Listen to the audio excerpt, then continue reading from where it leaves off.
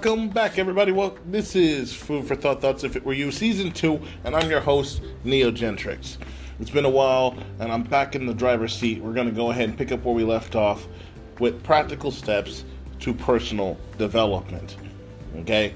A lot of stuff's been going on. School finally came to an end for me, and a lot of other things are building up on blast. I kid you not. This year is going to be one hell of a teaser as we try to go back from the pandemic into what we call the norm.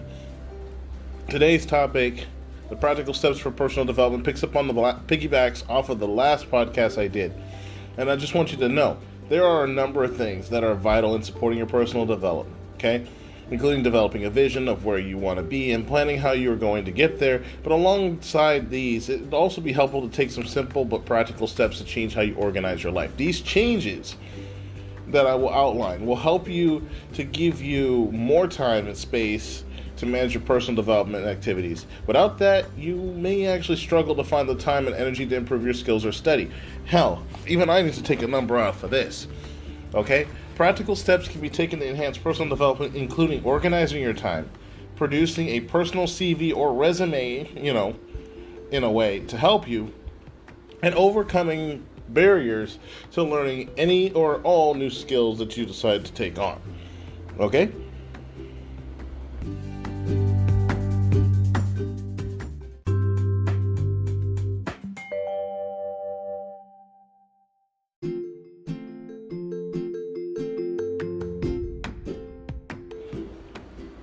Alright, let's begin.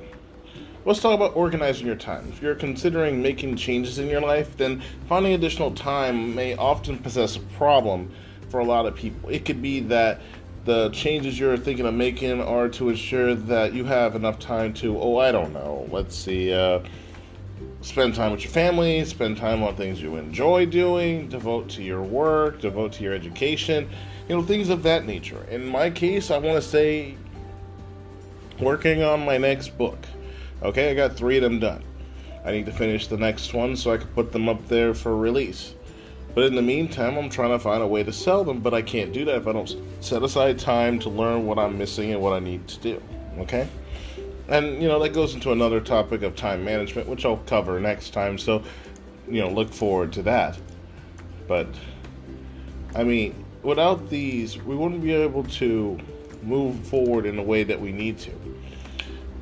So, I want you to learn how to say no to jobs or requests that you feel are not your responsibility. Okay? And this requires the ability to be assertive, and I do believe I did cover that in another podcast previously, so feel free to go check that out. You need to learn how to delegate your jobs. Delegate, which means sharing jobs with other people. It can be fun, and it can leave you with more time. Obviously, not a lot of people are going to want to do stuff for free, so, offer the proper incentive. But you get what I'm saying. You have to make what they call a to-do list of tasks that you need to do each day. Ticking off tasks as you complete them. Give up things you do not really want or need. That way you have more free time and you can move forward. Identifying your highs and lows of the day. Everyone has a time when he or she feels more or less energetic. And then try to do the most demanding tasks when you have the greatest energy, as you will do them probably more quickly, and thereby releasing more time to spend on other things. For many people, their personal development will involve setting goals, which is a whole other topic in itself. So, we'll cover that in detail another time. But this might be to change behavior, such as looking at time management, or learning new skills, or advancing your career. The reason I make this a point is because many employers are looking for the same sort of skills. These include good communication skills, the ability to work as part of a team, and the ability to learn. Okay, they call them soft skills. Beyond that, the skills required are dependent on the particular job that you're trying to get. I don't know if I've covered soft skills yet, but I will definitely do so in a later episode, so look forward to that.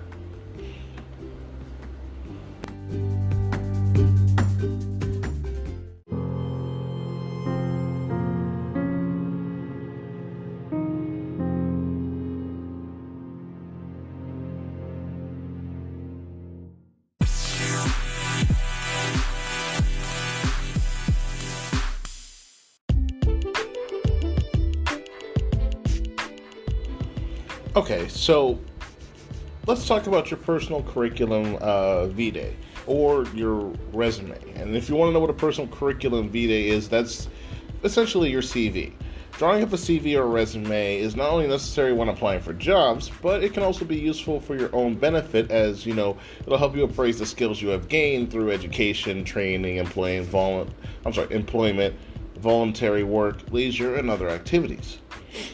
This is based off of what you've done up to the current date. In turn, a personal CV will help you to highlight skills that you should work or improve on, such as developing your cooking skills or your customer service skills. There are numerous ways of setting out and presenting a CV or resume for the purpose of applying for a job, and you should be careful to include all relevant information and make sure your document is well written and well presented.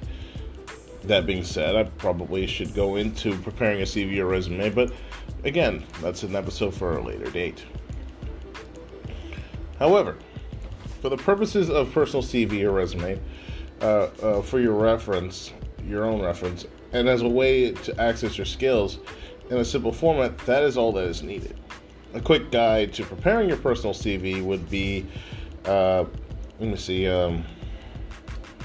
split your document with headings including education, training, past experience, skills, etc. Do it like that. Then use dates to establish when each item on your personal resume was achieved, i.e., when did you graduate, just to give an example, or when did you learn a particular skill, or when you became proficient at it in some cases, that depends. And then keep your CV or personal resume concise. The aim of the list is to show your skills and abilities, not write an essay about them. Okay? People want to know what you can do. They don't want to read about it. If they're going to read about your skills, you might as well just write a book about you. That being said, writing a biography might be a good way to utilize your skills and improve on others, and give you something to do if you're bored. But many skills that you have learned and developed either through work, education, or your personal life can be successfully applied to other areas in your life if you know how. For example, good listening skills are important in many aspects of life. Such skills are known as transferable skills. Okay? A term which is usually associated with a skill set that can easily be transferred from one job to another. Like customer service can be used for phone calls, interviews, or receptionists, or even just dealing with people. Analyzing your existing skills will help you to identify both skills and personal qualities that you can use in other fields. Examples of transferable skills are IT skills, interpersonal skills, communication, whether verbal or written, doesn't matter, organizational skills, literacy skills. Believe it or not, numerical skills and problem solving are also transferable, as well as understanding. Okay? The needs of others and other emotional states and also emotional intelligence are other transferable skills that many people need but don't have. Okay?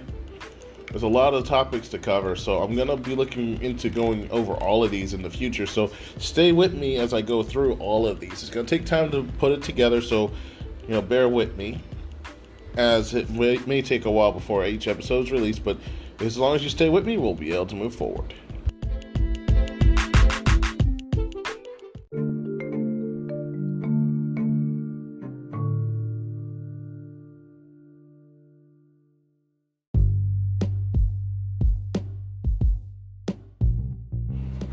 Okay, last thing I want to cover for today's podcast is overcoming barriers to learning a new skill.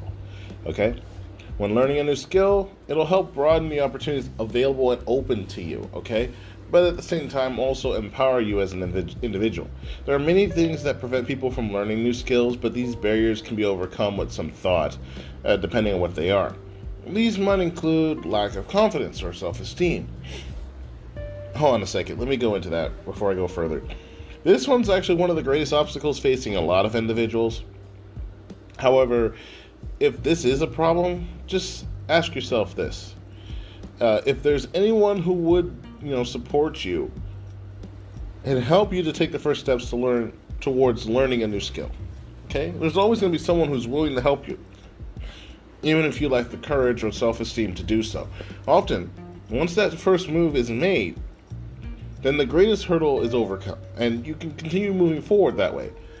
And a little bit of confidence goes a long way, as it helps increase as you develop that new skill. The more you learn it, the better you see you're good at it, the more your confidence will grow as you utilize it. Next would be the economic situation. You may see your financial situation as a barrier to learning new skills, but this may not always be the case. As you know, the internet is full of a lot of free things that you can find all over the place, whether pages, tools, resources, or even some free courses that can help you develop specific skills. Okay, you can browse a lot of different pages for comprehensive guides and things of the sort that will help you. There may even be courses offered at local schools, colleges, universities, which are free or, offered at an extremely reduced rate for people with lower income. So it just depends.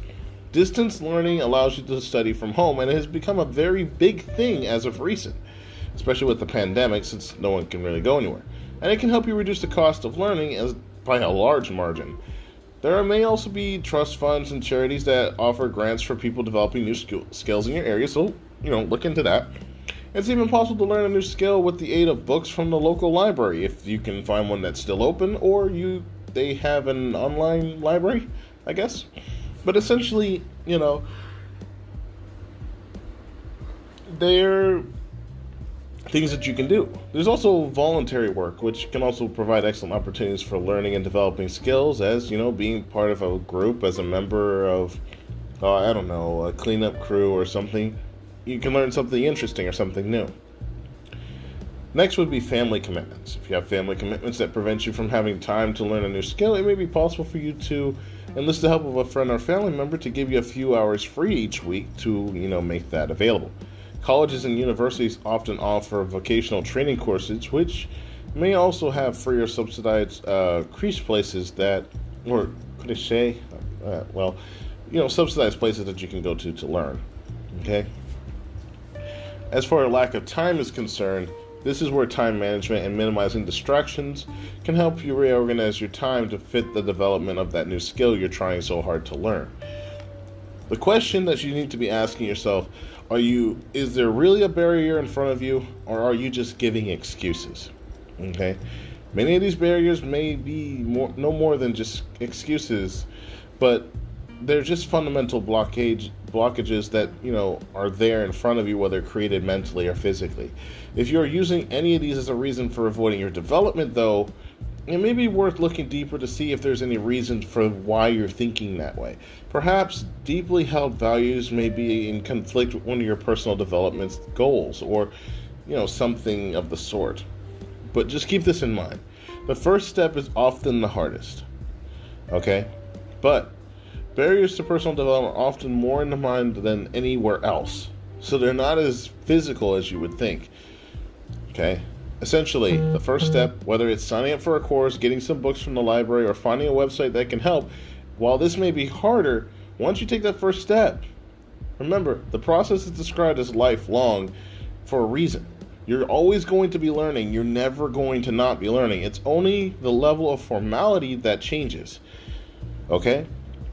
Just when you think you're leaving school and you're not going to learn anything else as a result, that's when you stop learning, is when you stop growing. Okay? You're never going to stop growing. Once you leave school, you're going to continue to learn even out there in the workplace, because just because you earned your degree, or if you already have your degree, doesn't mean there's not something out there that you don't know.